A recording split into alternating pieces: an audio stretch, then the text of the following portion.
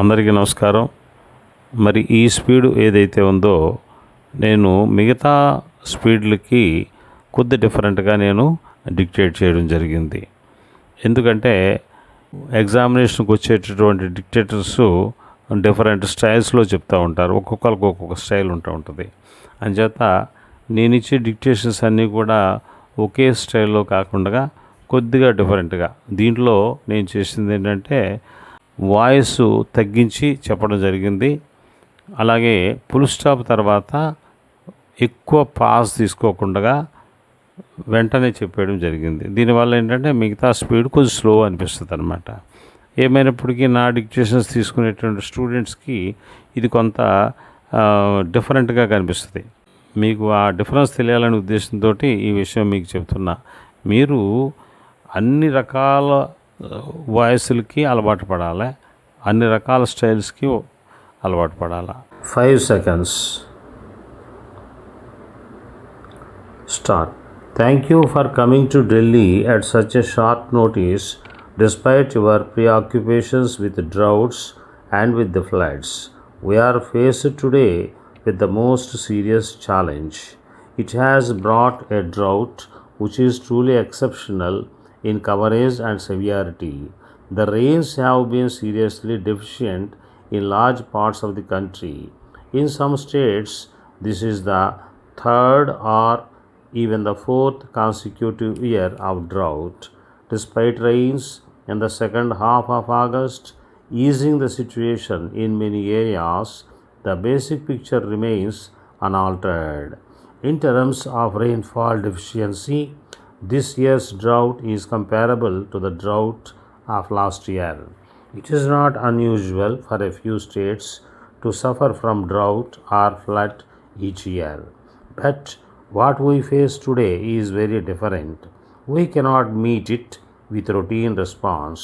The situation calls for a total mobilization of the national will. It calls for austerity and dedication. It calls for complete cooperation between the center and the state governments.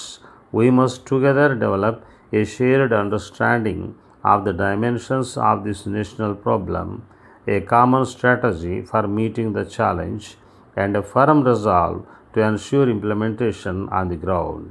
Each of you is aware of the damage done in your state, the hardship, the distress, and the suffering that has been caused. I have been traveling to some of the worst affected areas to see things for myself. There is no doubt that the situation on the ground is grave. It is the poorest and the weakest who are the hardest hit. Their needs are the most urgent. Meeting these needs is our highest priority. Millions of landless laborers, marginal farmers, and smallholders are facing precipitous decline in income. We will not let anyone starve. Their minimum needs of food will be met. Employment must be provided through large-scale drought relief works which reach every affected family. These must be supplemented by effective utilization of the substantial allocations already made for rural employment programs. Drinking water is posing a serious problem in many areas. The recent rains have helped, but the problem is by no means over. We should look at the drinking water position in the perspective of the coming 10 months or so until the next rains come. Schemes must be initiated now to meet the drinking water requirements of the most vulnerable areas in the lean months before the rains next year. Drought has sharply reduced the availability of fodder. Cattle are threatened, especially in the more fragile areas. Special arrangements will have to be made for the production of fodder, its distribution and transport. We also need to vastly expand the network of cattle camps in affected areas. Over and above these immediate tasks, we need to devise a multi-pronged strategy to counter the drought on several fronts together. The strategy will have to be implemented during the course of the coming year. The key elements have been spelled out in the action plan for the drought and flood relief circulated for this meeting. The action plan deals with the questions of employment, drinking water, and fodder, which I have already mentioned. I should like to touch upon some of the other points mentioned in the action plan. First and foremost, we have to maximize output in the coming Rabi season by providing our farmers with the inputs they need.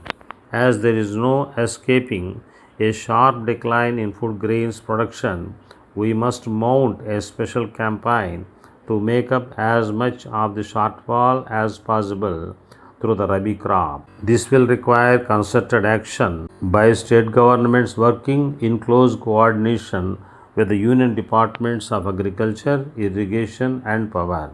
We must ensure that wherever possible, relief works are oriented towards not only providing employment but also ensuring a degree of drought proofing in the affected areas. We must aim at creating permanent assets which help conserve water and improve irrigation.